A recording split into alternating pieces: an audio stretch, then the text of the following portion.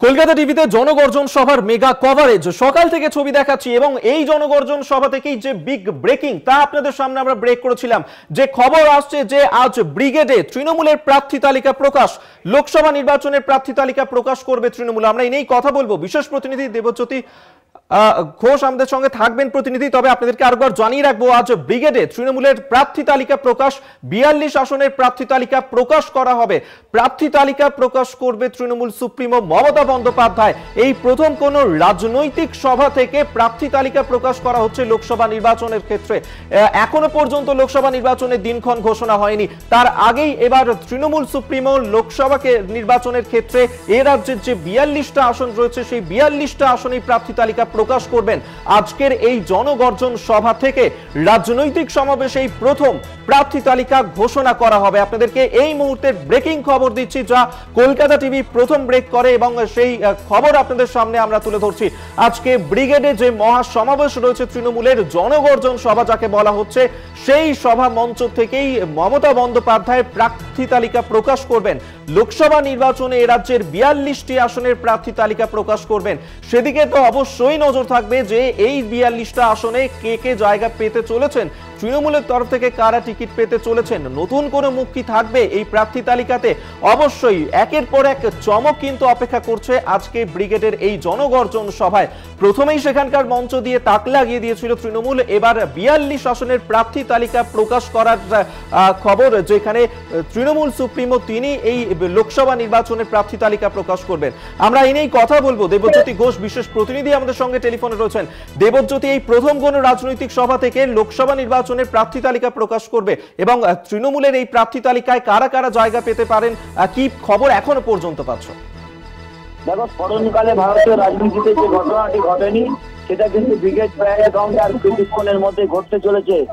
এ রাজ্যের 42টি আসন এবং অন্য রাজ্যের প্রায় 6টি আসন, অর্থাৎ 48টি আসনের প্রার্থী তালিকা এই মঞ্চ থেকে ঘোষণা করবেন তৃণমূল নেত্রী মমতা বন্দ্যোপাধ্যায় এবং দলের সর্বাধিক সম্পাদক অভিষেক বন্দ্যোপাধ্যায়।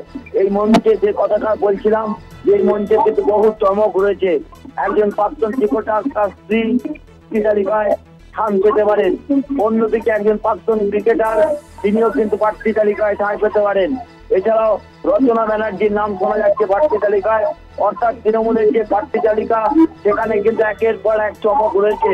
তৃণমূল কংগ্রেসের পক্ষ থেকে মমতা বন্দ্যোপাধ্যায় বরাবরই রাজনীতিতে চোখ দেন, এবারও কিন্তু তার অন্যতা হবে না। সেখানেও কিন্তু বেশ কিছু চমক রয়েছে এবং এই র্যাম্পের মাধ্যমে একটি আসনের প্রার্থীদের নিয়ে মমতা বন্দ্যোপাধ্যায় র্যাম্পে হাঁটবেন।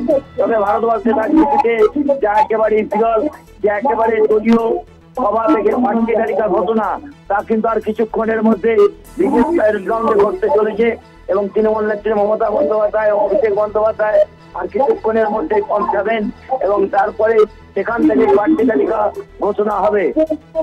দেবজ্যোতি, সত্যিই তো এই ঘটনা এর আগে কখনো ঘটেনি এবং রাজনৈতিক সভা থেকে লোকসভা নির্বাচনের প্রার্থী তালিকা ঘোষণার এই সিদ্ধান্ত তৃণমূলের বিশাল বড় চমক। আর কি কি চমক থাকছে? দেখো, অত্যন্ত রাজনৈতিকভাবে গুরুত্বপূর্ণ, কারণ এত বড় মঞ্চে যেখানে সমস্ত রাজ্য থেকে মানুষ এসেছেন, ভিন্ন রাজ্য থেকেও মানুষ এসেছেন, তাদের সামনে প্রার্থীদের পরিচয় হবে এবং একেবারে অভিনব কায়দায় যে স্টেজ তৈরি করা হয়েছে সেই র্যাম্পে হেঁটে প্রার্থীদের সঙ্গে পরিচয় করাবেন তৃণমূল মমতা বন্দ্যোপাধ্যায়। দেবজ্যোতি, এই যে প্রার্থী তালিকা ঘোষণা করা হবে লোকসভা নির্বাচনের আগেই, এই রকম জনগর্জন সভা, সেই জনগর্জন সভাকে বেছে নেওয়ার কি কারণ?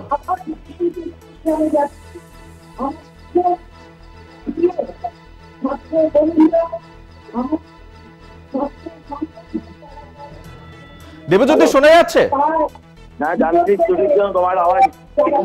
দেবজ্যোতি, এই যে প্রার্থী তালিকা, সেই প্রার্থী তালিকায় কি কি চমক থাকতে পারে, কার কার নাম থাকতে পারে, আরো একবার জানতে চাইবো তোমার কাছে। এখান থেকেই প্রার্থী তালিকা তিনি ঘোষণা করবেন এবং দেখো, আগামী 2-3 দিন পর থেকেই কিন্তু একদিকে অভিষেক বন্দ্যোপাধ্যায়, অন্যদিকে মমতা বন্দ্যোপাধ্যায় এবং তৃণমূল কংগ্রেসের একটা 70 জনের টিম তৈরি হচ্ছে, প্রচার টিম। তারা কিন্তু রাজ্য জুড়ে প্রচার শুরু করবেন এবং অন্য রাজ্য থেকেও কিন্তু 6টি আসনে প্রার্থীদের এই মঞ্চ থেকে ঘোষণা করবেন তৃণমূল নেত্রী। দেবজ্যোতি, যে বিষয়টা তোমার কাছে আরো একবার জানতে চাইবো, এই যে প্রার্থী তালিকা ঘোষণা করা হবে, এই প্রার্থী তালিকায় কার কার নাম থাকতে পারে, কি এখনো পর্যন্ত জানা যাচ্ছে, আরো একবার জানবো। দেখো, এই প্রার্থী তালিকা আর কিছুক্ষণের মধ্যে তৃণমূল নেত্রী ঘোষণা করবেন।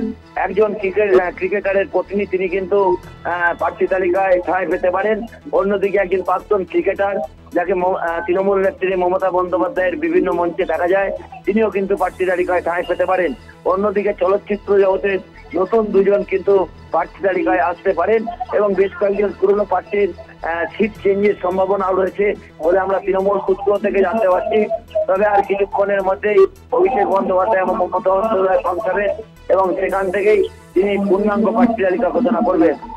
দেবজ্যোতি, এই যে প্রার্থী তালিকা, সেক্ষেত্রে কি নতুন কোন মুখ তারাও কি প্রাধান্য পাবেন, নতুন কাউকে দেখা যেতে পারে?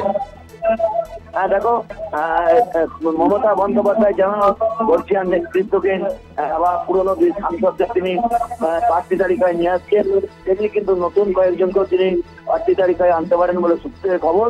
অর্থাৎ পুরনো এবং নতুনের সংমিশ্রণে কিন্তু এবারের প্রার্থী তালিকা তৃণমূল নেত্রী তৈরি করেছেন এবং সেই মধ্যেই কিন্তু আজকে 42টি আসন এ রাজ্যের এবং 6টি অন্য রাজ্যের 48টি আসনের প্রার্থী তালিকা ঘোষণা হবে।